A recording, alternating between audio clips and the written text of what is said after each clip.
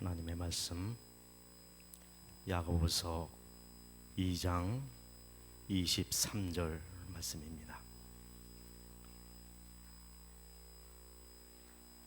이에 경에 이른 바 아브라함이 하나님을 믿으니 이것을 의로 여기셨다 할 말씀이 응하였고 그는 하나님의 벗이라 칭함을 받았나니 아멘.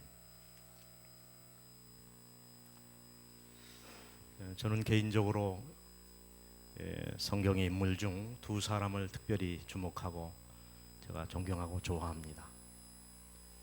신약의 사도 바울 그리고 구약의 아브라함입니다. 특별히 제가 사도 바울을 주목하고 부러워하고 존경하고 좋아하는 이유가 있습니다. 바로 그의 고백을 좀 주목해 보시기 바랍니다. 고린도전서 4장 16절 그러므로 내가 너희에게 권하노니 너희는 나를 본받는 자가 되라. 고린도전서 11장 1절 내가 그리스도를 본받는 자 된 것 같이 너희는 나를 본받는 자가 되라. 아멘. 그 바울의 이 고백 속에 그분의 신앙의 품격 이런 것을 제가 느껴봅니다.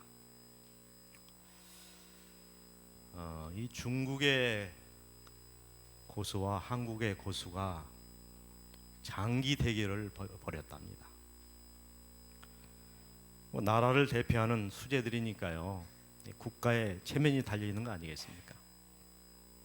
두 사람이 장기를 꺼내놓고 장기를 딱 드는데 한국 우리 선수가 먼저 오른쪽에 있는 조를 딱 한 수를 오른쪽으로 이렇게 쓸었습니다. 장기를 둬보신 분은 무슨 얘기인지 아십니다. 딱 한 수를 뒀습니다. 그랬더니 중국 고수가 졌습니다 그러더라는 거예요. 딱 한 수를 뒀는데 졌습니다 그러더라는 거예요. 왠지 모르시겠죠? 이 중국 선수하고 한국 선수가 각기 자기가 쓰던 장기를 알을 가지고 왔는데 공교롭게도 한국 선수가 가져온 장기를 가지고 두게 됐답니다. 장기는 되게 뭐로 만들죠? 나무로 만들거나 조금 고급은 이제 상아로 만듭니다.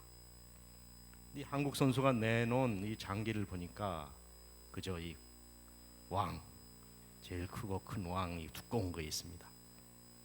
근데 그게 이렇게 두꺼운 것인데요. 종이짝 같이 이게 납작해졌더라는 거예요. 여러분 장기를 도대체 얼마를 두면은 이렇게 두꺼웠던 장기가 닳고 닳아서 백지장까지 될까요? 중국 선수가 그걸 본 겁니다. 도보나 마나 그죠? 자기 장기는 두꺼운데 이 조선 장기는 어때요? 얇은 모습을 보고 졌습니다. 그렇게 한 거예요. 도보나 마나죠. 고수는 고수를 알아봅니다. 여러분 이 고린도전서에 나와 있는 이 바울의 고백, 너희는 누구를 본받는 자 되라고요? 나를 본받는 자가 되라. 지난 주일에 우리 합회 후배 목사님 네 분이 제 사무실을 찾아왔습니다. 불문곡직하고 목사님 어떻게 하면 목회를 잘할 수 있습니까? 특별히 요즘 전도회가 안 되는데 일주일 동안 전도회를 어떻게 하는지를 좀 가르쳐 주십시오. 도대체 설교를 어떻게 해야 됩니까? 어떻게 하면 이 교회를 부흥시킬 수 있습니까? 네 목사님들이 찾아와서 제게 묻는 겁니다. 그때 제가 만약 사도 바울이었다면은 나처럼 해봐 이렇게 하면 끝입니다. 저는 그 말을 못했습니다. 사도 바울이 내가 그리스도를 본받고 사모하고 그분을 따르는 것처럼 너희는 누구를 본받는 자가 되라고요? 여러분 이 이야기는 아무나 할 수 있는 얘기가 아닙니다. 어떤 도신자가 여러분을 찾아와서 내가 이 교회를 나오게 되는데 어떻게 믿어야 됩니까? 나처럼만 믿어. 이렇게 얘기하는 것이 쉬운 일입니까? 어려운 일입니까? 아무나 할 수 있는 일이 아니라는 거예요. 어떤 분이 저희 교회에 찾아와서 제가 어떻게 예수를 믿어야 됩니까? 우리 교회에 박채수 장로님이라는 분이 계신데 기도를 많이 하시고 성경을 많이 읽고 그분처럼 신앙을 해. 이렇게 이야기하기는 쉬워도 나처럼 믿어봐. 이렇게 얘기하기는 어렵다는 거예요. 근데 사도 바울은 2번씩이나 너희는 나를 본받는 자가 되라고 말하고 있는 것입니다. 뿐만 아니라 이 사도 바울이 그 사역을 마치면서 아마 자신의 이 종말을 예감하면서 이렇게 고백합니다. 내가 선한 싸움을 다 싸우고 나의 달려갈 길을 마치고 믿음을 지켰으니 이제부로는 나를 위하여 의의 면류관이 예비되었으므로 그랬어요.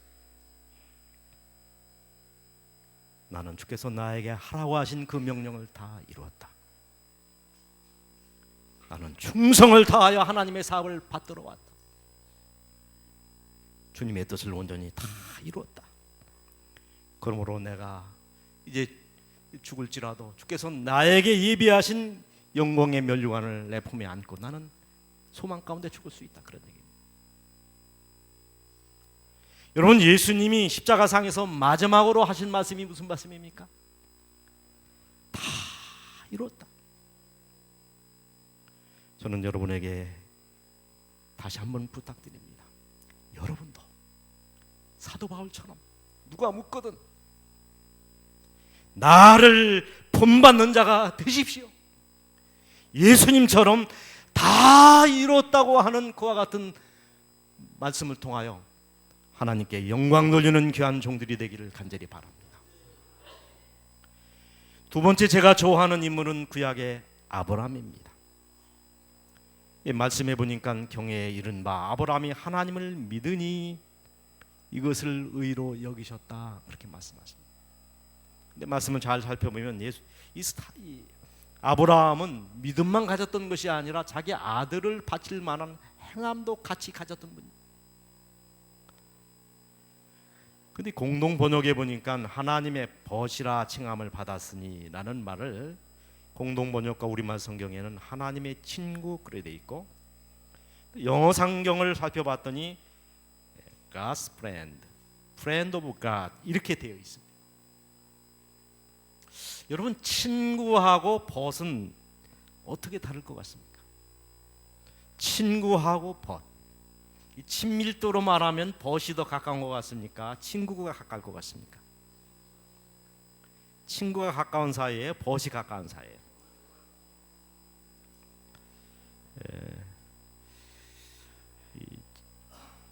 친구는 우정을 나누는 사이고 벗은 사랑과 뜻을 의지를 나누는 사이다. 어떻게 그렇게 해석해 놓은 데도 있더라고요.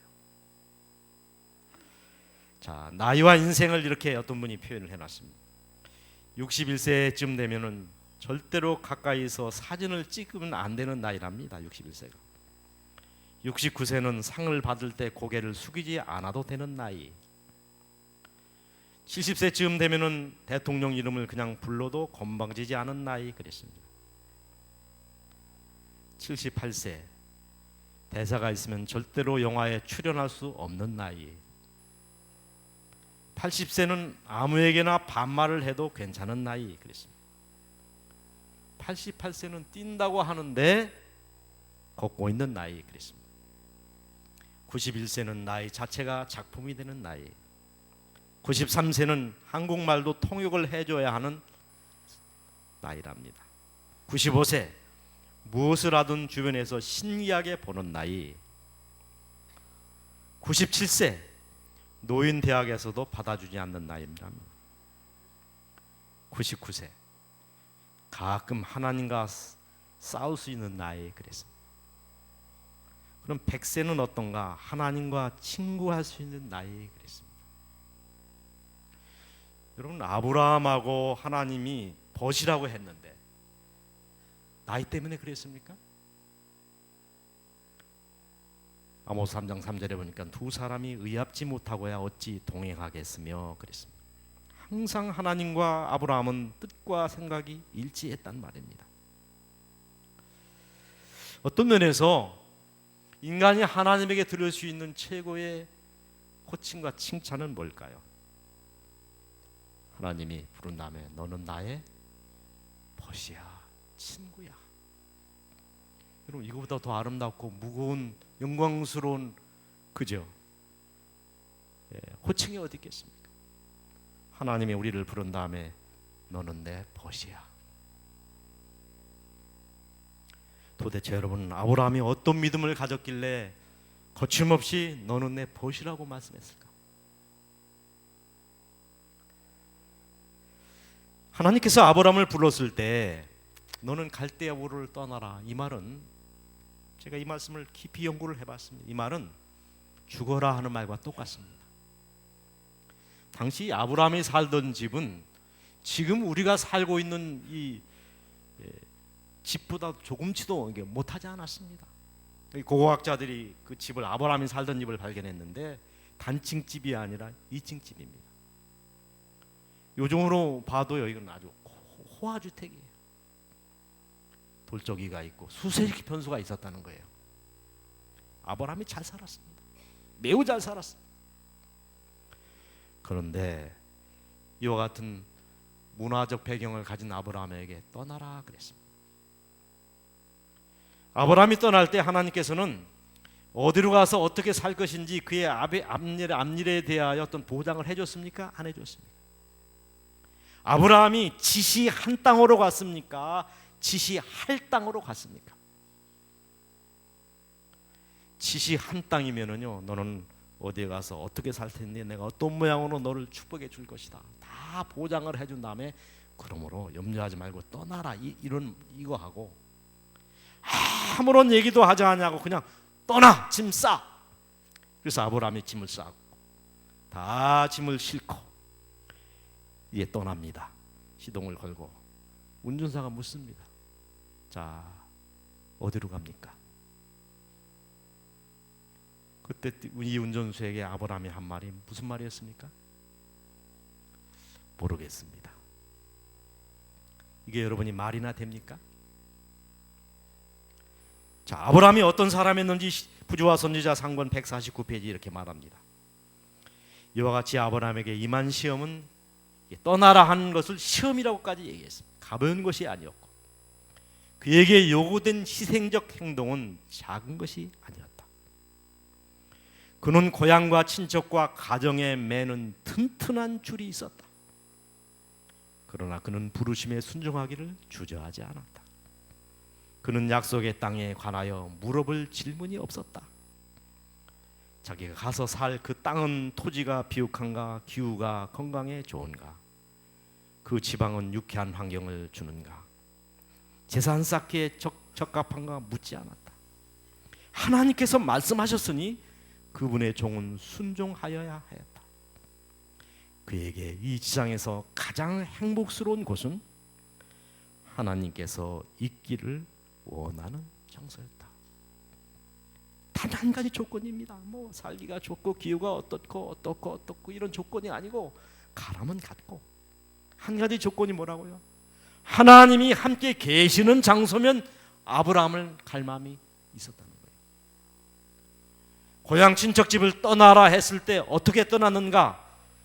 이 성경 주석에 보니까 명령이 아브라함에게 이르렀을 때 그는 즉시 순종하여 고향을 떠났다 그랬습니다. 저기 만미를 주십시오. 내가 집을 처분하고 땅을 어떻게 하고 이 가축대는 어떻게 하고 그렇게 떠나겠습니다 하지 않냐고 즉시 떠났다는 거예요. 여러분, 찬미가 281장 2장 내 비록 산과 들이나 혹 초막 속에 거해도, 그 다음 말씀이 뭐죠? 내 주를 모시면 그곳이 뭐라고요? 천국 되도다. 저는 이 찬미가 아브라함의 이 신앙의 주제가라고 생각합니다. 하란을 갈대아 우르를 떠나라고 하신 목적이 무엇인가?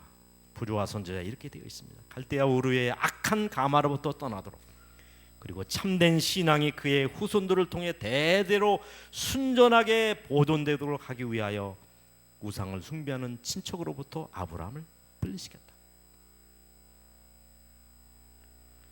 여러분, 14만 4천 무리의 특징에 대하여 요한은 뭐라고 얘기합니까? 어린 양이 어디로 인도하든지 따라가는 자며, 그렇게 얘기했습니다. 우리가 무조건적으로 순종하면 하나님은 무조건적으로 우리를 축복하십니다. 아브라함의 눈에는 가려져 있었지만은 떠나라고 할 때 이미 하나님은 아브라함을 위한 계획을 가지고 있었습니까? 가지고 계셨습니다.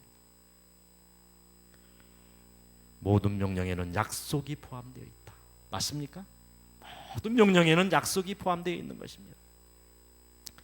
두 번째, 이 아브라함이 왜 하나님으로부터 그런 사랑을 받고 너는 내 벗이야, 나는 너를 보증할 수 있어, 이런 축복을 받았느냐? 두 번째는 그가 양보의 사람이었다는 겁니다. 하나님께서 그가 하는 일마다, 그의 걸음마다 복을 줍니다. 어제 우리 선교사가 간증한 것처럼, 그죠? 소를 몇 마리 바쳤더니 100여 마리를 바쳤더니 계속해서 쌍둥이나 낳았다고 하는 그와 같은 간정이 있는 것처럼, 이 순종하는 아브라함이 얼마나 큰 복을 받았겠습니까? 그런데 문제는 이 조카인 롯과 이 아브라함의 가축들이 서로 섞이는 것입니다. 여러분, 한두 마리일 때는 소유가 분명하지만은 그것이 100마리가 되고 200마리가 되면은 구분이 쉬워요, 어려워요? 그때는 방목하던 시절이기 때문에 뭐 매 가지고 이름표 다루는 것도 아니고요. 이렇게 서로, 그죠? 뭐 처음에는 대충 뭐 이렇게 소유를 구분했겠죠. 그러나 점점 숫자가 많아지니까 어떻게 이 롯의 소가 또, 그죠? 아브라함의 소하고 친하게 돼 가지고 왔다 갔다 하면서 서로, 그죠? 구분이 안 될 수도 있겠죠. 그래서 결국에는 뭐라고 얘기합니까? 아브라함이 롯에게 이르되 우리는 한 고륙이라, 너나 나나 내 먹자나 내 먹자나 서로 다투지 말자. 이런 걸 가지고 서로 의상할 필요가 뭐가 있겠니? 그러면서 롯에게 선택권을 줍니다. 네가 좌하면 내가 우하고, 네가 우하면 내가 좌하리라. 사람이 평소에는 모르지만은요, 이권이 개입될 때는 본심이 나타납니다. 자, 여기 감이 하나 있는데요. 잘 익은 감이 있는데 어린 아이가 더 먹겠다고 싸웁니다. 한쪽이 조금만 크면 난리가 납니다. 그러면 이 아이, 두 아이가 분쟁이 없도록 이것을 나눠줄 수 있는 최선의 방법이 뭔지 아십니까? 조금만 컸다가는 이제 엄마가, 아빠가 이제, 그죠? 충언을 들으니까 두 아이가 서로 말을 못하도록 공정하게 나누는 한 가지 방법이 있습니다.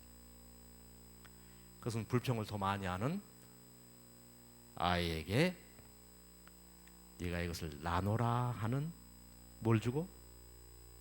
특권을 주고, 그 다음에 둘째 아이에게는 둘 중에 하나 더 큰 것을 선택할 수 있는 선택권을 먼저 줍니다. 그런 형이 이것을 나눌 때 조금이라도 크게 표신하게 나누면 동생이 큰 걸 가져갈 테니까 어떻게 나눌까요?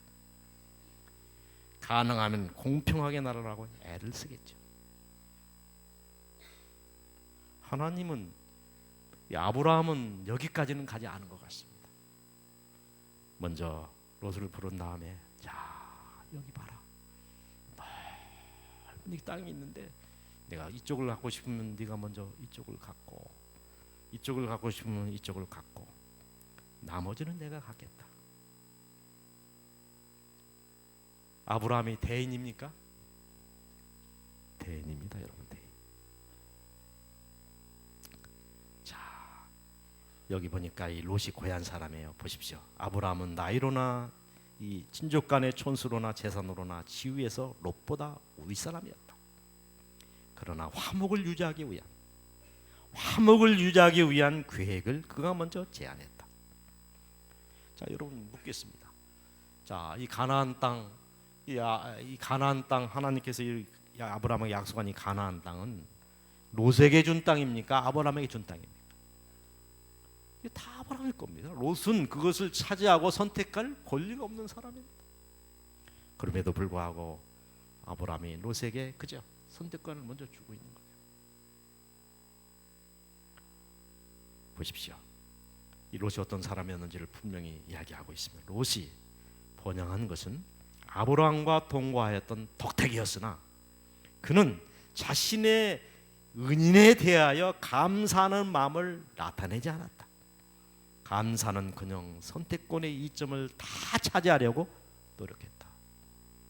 아주 고집스럽고 이기적인 족합니다. 그가 소돔과 고모라 그쪽을 선택합니다. 그것은 이 부조화 선지자에 보니까 에덴 동산과 같았다. 물이 풍부하고 곡식이 풍부하고 그 여러 무엇을 보나 소돔과 고모라는 한 평에 1,000,000원이라면요. 아브라함이 나중에 선택할 수밖에 없는 그 산지는 한 평에 1,000원 주고도 살 사람이 없는 땅입니다.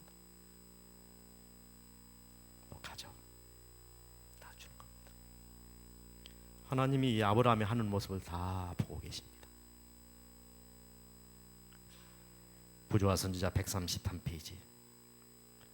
이렇게 롯과 작별한 후에 아브라함은 온 땅을 다시 주시겠다는 약속을 주님께로부터 받았다. 아브라함이 롯에게 다 양보하는 모습을 하나님이 이렇게 보시고 흐뭇하게 웃으시면서 바라보신 다음에 롯을 보내놓고 다시 아브라함을 불렀습니다. 참 잘했다. 네가 준 땅 아까워하지 말아라. 온 땅을 내가 너에게 줄 거야. 하나님이 그런 분입니다.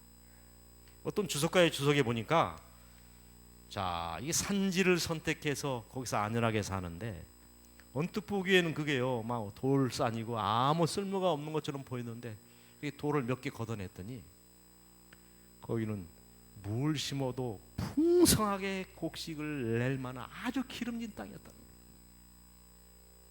여러분 물어보겠습니다. 결국 롯이 어떻게 됐습니까? 자기가 욕심껏 차지했던 소돔과 고모라가 무슨 심판을 받습니까? 유황불의 심판을 받아가지고 다 자기 부인은 소동 기둥이 되고 자기 사위들은 다 불에 타 죽고 자기 딸들은 또 근친 상관을 통해서 그저 모압과 암몬이라고 하는 태어나지만 않을 자손들이 생겨나고. 여러분 기억하십시오. 하나님이 주신 복만이 참된 복이다. 맞습니까? 아무리 여러분이 욕심을 부려도 여러분이 채워지는 게 아니라는 거예요. 잠언 8장 18절의 말씀은 저는 참 좋아합니다. 부귀가 내게 있고 장구한 재물과 의도 그러하니라.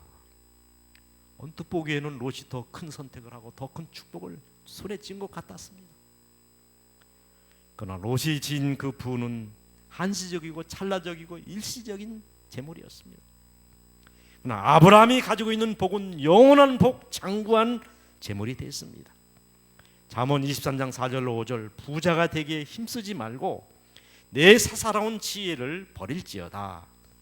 내가 어찌 험한 것에 주목하느냐. 정령인 재물은 날개를 내어 하늘에 나는 독수리처럼 날아가리라. 장구한 재물. 어떻게 하다 보니까 부자가 있어야 되는 것이지 부자가 되려고 너무 애쓰지 마시기 바랍니다. 아브라함이 이면에 우리에게 교훈을 줍니다. 참 사실 이 사람이 살다 보면은 다툼이 없을 수는 없습니다. 부모 자식 간에도 있을 수 있고 형제 자매 간에도 이런 다툼이 때때로 있는 것입니다. 우리가 그때 선택해야 될 태도는 절대로 옳고 그름, 맞고 틀리는 것 그런 논리가 돼서는 안 된다는 것입니다. 누구든지 내 오른뺨을 치거든 어디까지 돌려대라고요? 겉옷을 달라고 하면 속옷까지 벗어줘라. 이건 양보의 논리입니다. 정당함보다는 위대함을 선택하라는 것입니다. 도무지 이것은 법적으로 맞지 않는 얘기입니다. 차라리 속아주고 손해를 보라는 거예요. 이 기독교의 정신은 자기 주장이 아니라 자기 비움입니다. 자기를 부정하는 것입니다. 유명한 우리 신앙가요 또 목사였던 중국의 워치만 리, 그가 많은 책을 쓰지 않았습니까? 농사를 지었던 한 신앙 고백을 합니다. 가뭄이 깊어서 밤새도록 그 자기 높은 논에 물을 댑니다. 그래서 물을 그득하게 이제 채워놓고 안치마 놓고 잠깐 눈을 붙이고 나왔더니 바로 밑에 있는 논 주인이 물이 하나도 없었는데 자기 논에 그득한 물을 어떻게 해요? 다 가져다가 자기 논에다 채워놨더라는 겁니다. 속이 상해 안 상해요? 우리 속담에 가을 아저씨 봄짬놈이란 말이 있습니다. 가을에 풍년 들 때는 뭐 아저씨 하다가도 봄이 되면 아저씨도 뭐가 돼요? 그런데 자기 논의 물을 다 빼가니 얼마나 화가 나겠습니까?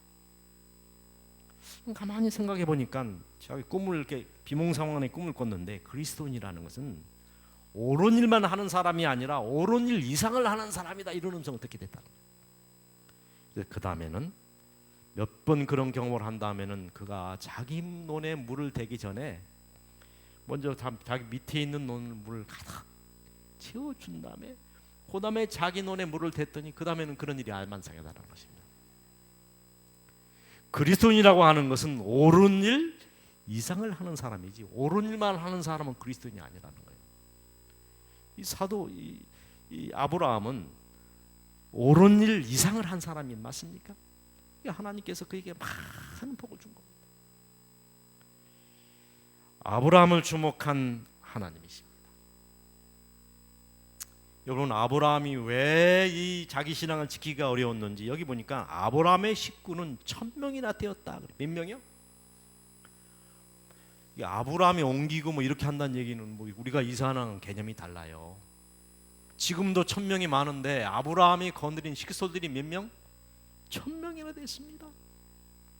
아브라함은 자신의 힘이 미치는 한 모든 수단을 다 동원하여 그의 진영에서 동거하는 자들이 이방인들과 섞이며 그들의 우상 숭배를 행위를 목격하는 것을 경계하려고 노력했다. 그 다음에 그 자신의 법은 곧 일상생활의 묵묵한 감화는 끊임없는 교훈이었다. 그의 변화없는 성실, 곧 왕들의 칭찬을 받던 덕행과 이기심 없는 예절은 가정에서도 나타났다. 생활 주변에는 향기가 있었다. 곧 품성의 고결함과 사랑스러움이 있었다. 이것들은 그가 하늘과 연결된 사람임을 모든 사람에게 드러냈다. 1000명의 식솔들이 아브라함이 하는 걸 다 봤습니다. 그가 언제 일어나고 언제 밥을 먹고 언제 기도하고 어떻게 자기를 대하는지. 그 다음 말씀, 그는 가장 비천한 종의 영혼도 무시하지 않았다. 그의 가정에는 주인을 위한 복과 종을 위한 다른 법들이 존재하지 않았으며 부자를 위한 훌륭한 길과 가난한 자를 위한 다른 길이 놓여있지 않았다. 모든 사람들은 그와 함께 생명의 은혜의 후사로서의 공의와 공율로 대접을 받았다. 우리가 흔히 착각하는 게 있습니다. 하늘에서 보실 때는 이 교회를 제가 담임하는 이승동 목사의 영혼이 더 귀합니까? 아니면 손님으로 우연히 와서 앉아있는 어떤 신앙을 겨우 시작한 그분의 영혼이 귀합니까? 똑같습니다. 제 영혼이나 여기 앉아있는 어떤 직책을 맡지 않는 그분하고 똑같은 것이지 제가 무슨 대단한 게 아니에요. 아브라함은 가장 비천한 종의 영혼도 무시하지 않았다는 거예요. 제가 양심을 걸고 얘기하지만 저는 우리 태경교회 성도님들을 이렇게 등급을 매겨서 누굴 더 사랑하고 덜 사랑하고 그렇게 하지 않습니다.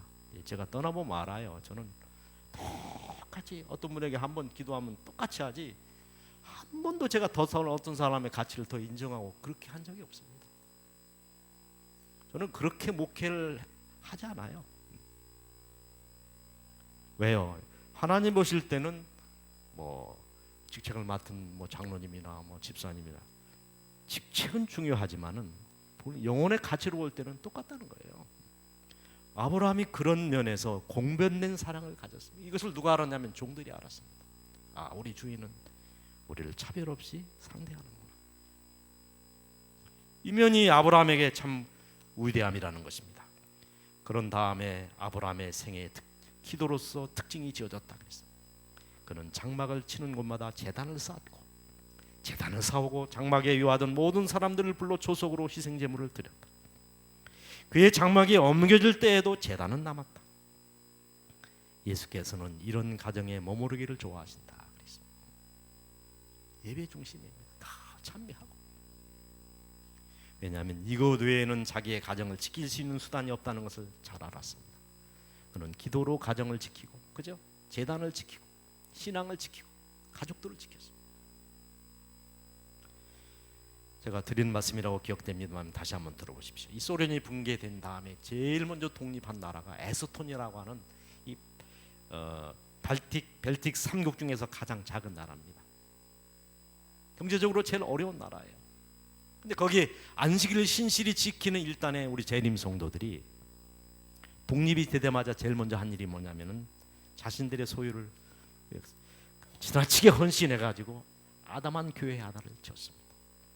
우리 대교원 교회도 뭐 처음에는 그저 작게 시작해서 옮겨서 이만한 교회가 됐는데, 근데 교회를 짓다 보니까 이렇게 높은 곳에 전망 좋은 곳에 그저 교회를 세운 것이 아니고 조금 지대가 낮은 곳에 싼 땅을 찾다 보니까 교회를 지었던 모양입니다. 근데 그해 얼마나 큰 비가 내렸는지 집사님이 방문을 열어보니까 틀림없이 교회가 물에 잠기게 돼 있습니다. 그래서 서둘러서 교회를 가봤더니 아니나 다를까 지대가 낮은 곳에 세워진 교회이기 때문에요. 이게 막 비가 옥수같이 내리기 시작하면서 물이 점점 차오르는 겁니다. 이 기세로 봐가지고 지금 이 교회가 어떻게 되게 생겼어요.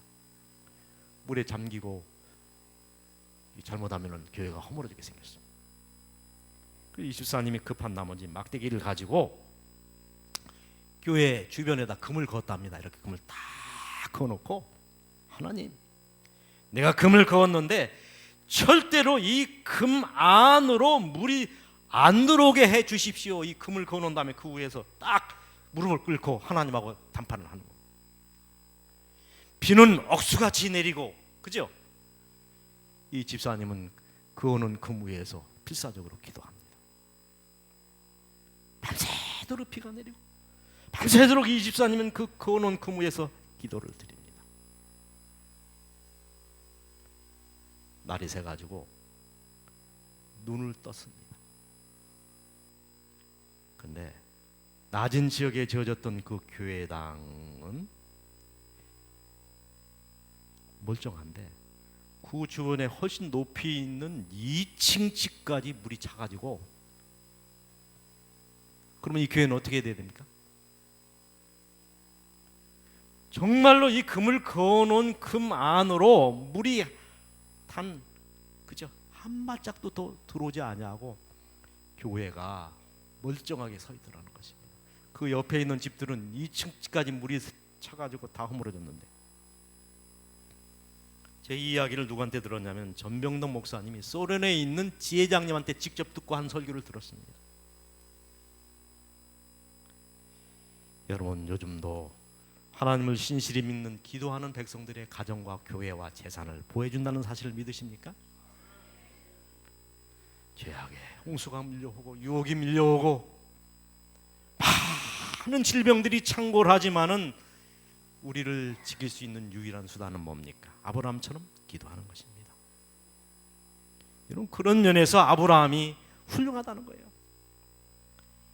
아브라함의 신앙의 절정은 뭐니 해도 이삭을 제물로 바치라는 그 장면입니다. 아브라함아, 아브라함아, 내 독자 이삭을 바쳐라 그랬습니다. 앞에 있는 우리 김희욱 장로님께 물어보겠습니다. 하나님이 장로님 부른 다음에 불암산으로 올라갔어요. 준상이를 내일 12시까지 이 불암산에서 번제로 드리라 하면 지금 급한 질문이긴 하지만은 지금 드릴 마음이 있으십니까 없으십니까? 양심적으로 한번 얘기해 보세요. 예? 질문이 어려운 것이 아니라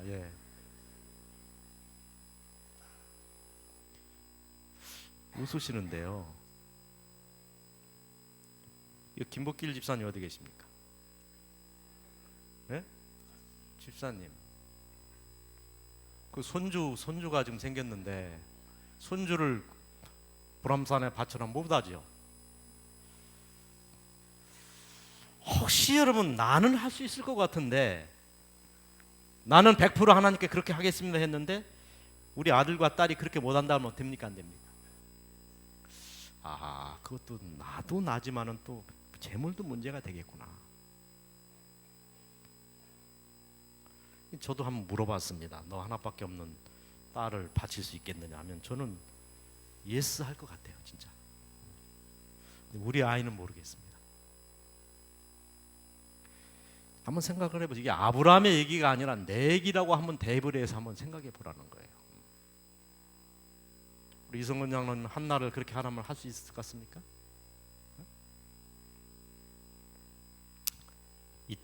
이때처럼 하나님의 명령이 무모하고 비성서적이고 불합리한 명령은 없다고 생각합니다. 이 말은 뭐냐면 얼마든지 하나님을 향하여 논리적으로 이 아브라함이 따질 수 있었던 거예요. 하나님, 성경에 보니까 살인하지 말라고 하는 명령이 있습니다. 그런데 왜 살인하라고 나에게 말씀합니까? 성경에 보니까 이 제물은 양이나 염소나 정해진 제물로 이런 짐승으로 드리는 것이 언제 사람 제물을 드리는 말이 어디 있습니까? 나이가 이제 한 20 되지 않았습니까? 데려가려면 이 아이를 왜 주셨습니까? 그리고 만약에 이삭이 아직 결혼도 하지 않았는데 이 아이가 제물로 바쳐지면은 하늘의 별들처럼 수많은 자손들이 번성하리라는 약속은 도대체 어떻게 성취됩니까? 내가 이제 나이가 120이나 됐는데 이제 나는 뭐 자식을 생산할 능력이 도무지 없습니다. 얼마든지 하나님을 향하여 아브라함이 할 말이 있었습니까? 없었습니까? 한마디도 그런 말을 하지 않습니다. 이 아브라함의 사전에는 노라는 말이 없이 항상 뭡니까? 예스입니다. 예스. 언제나 예스입니다. 사자가 가라사대 내 아들 내 독자라도 내가 아끼지 아니하였으니 내가 이제야 내 하나님을 경외하는 줄을 아노라. 하나님이 아브라함을 향하여 너는 나의 벗이다 라고 할 만한 믿음을 가졌습니까? 누군가 참된 친구를 이렇게 정의했습니다. 참된 친구란 죽음의 자리에 누워있을 때 곁에 있어 주었으면 하는 사람이다. 참된 친구란 다른 사람에게 밝히고 싶지 않은 비밀도 말할 수 있는 사람이다. 그러나 그 비밀을 끝까지 지켜줄 수 있는 사람, 나의 약점을 이용하려고 하지 않는 그 사람이다. 참된 친구란 슬플 때 기대어 울 수 있는 어깨를 가진 사람이다. 그리고 기쁠 때 같이 한바구 웃음을 지어줄 수 있는 바로 그 사람이다. 참된 친구란 장점을 칭찬해주는 사람이다. 그러나 단점도 잘 이해해주고 감싸줄 수 있는 그런 사람이다. 참된 친구는 실수했다 할지라도 조금도 언짢은 표정을 하지 않는 사람이다. 그러나 실수를 되풀이하지 않게 충고와 조언을 잊지 않는 사람이기도 하다. 참된 친구란 필요에 따라 충원을 해주는 사람이다. 또 그것으로 인해 화를 내지 않는 사람이다. 참된 친구란 나의 가장 소중한 것을 나눌 수 있는 사람이다. 그러나 무엇을 주었는가를 결코 기억하지 않는 그런 사람이다. 자, 제가 여러분에게 묻습니다. 도대체 하나님과 여러분 사이는 어떤 관계입니까? 주종 관계입니까? 죄인과 심판자의 관계입니까? 아니면 아브라함처럼 벗이요 친구입니까? 기도하겠습니다. 아버지 하나님, 참 사도 바울이 그 이삭과 같은 신앙의 고백이 그립고, 또 아브라함과 하나님 사이에 나눴던 그 각오, 깊고 넓은 그 우정과 사랑이 부럽습니다.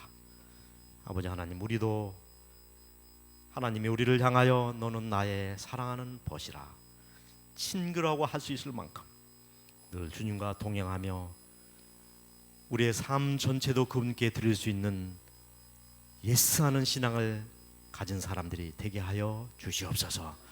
특별히 오늘 침례를 통하여 하나님의 아들과 딸로서 거듭나는 4명의 구별된 종들이 있사오니 그들의 삶을 받으시고 아브라함처럼 주님과 동행하는, 주님과 함께 손에 손을 잡고 하늘에까지 갈 수 있는 믿음의 종들로 인쳐 주시옵소서.